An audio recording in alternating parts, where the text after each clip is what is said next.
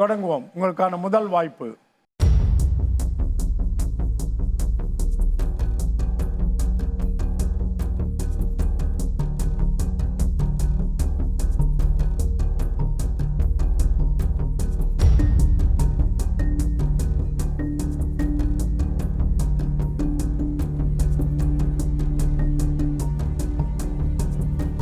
விரல். விரல்.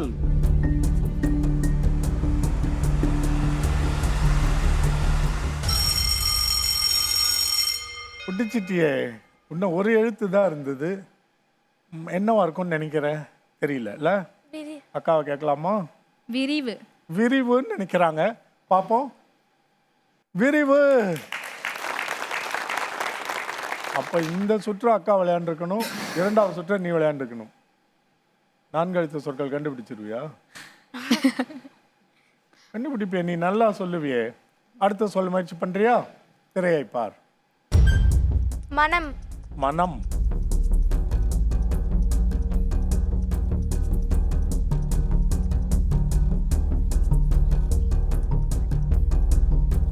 மண்மை.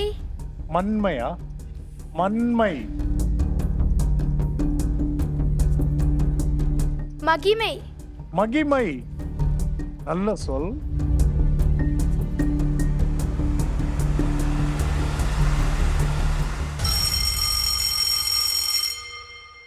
அக்காவுக்கு தெரியுற மாதிரி தெரியுது. என்னன்னு கேளு.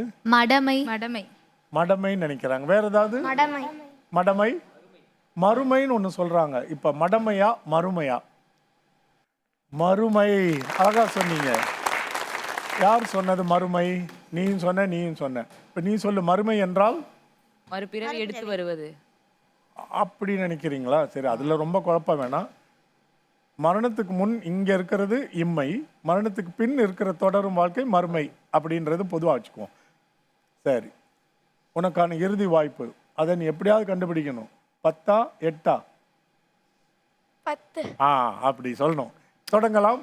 மூன்றாவது சொல்.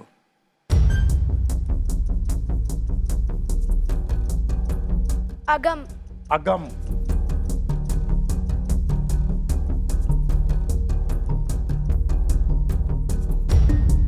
அமர். அமர். உட்கார்.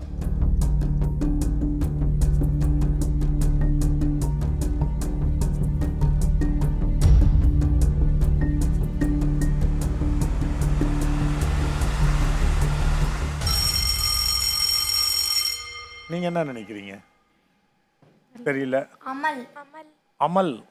சரி, அமல். அமல். அது என்னன்னு பாருங்க. இது அமலா? அமளி அப்படின்னு கேள்விப்பட்டிருக்கீங்களா? இப்ப தொலைக்காட்சியெல்லாம் அடிக்கடி வரும். இது சட்டசபையில் கூச்சல், அமளி, துமளின்னுவாங்க. அமளி என்றால் ஒரு ஆர்ப்பாட்டம், கரைச்சல் அப்படின்னு சொல்றது தான் அவங்க பயன்படுத்துறாங்க. முதல் சுற்று நமக்கு அவ்வளோ சாதகமாக அமையல.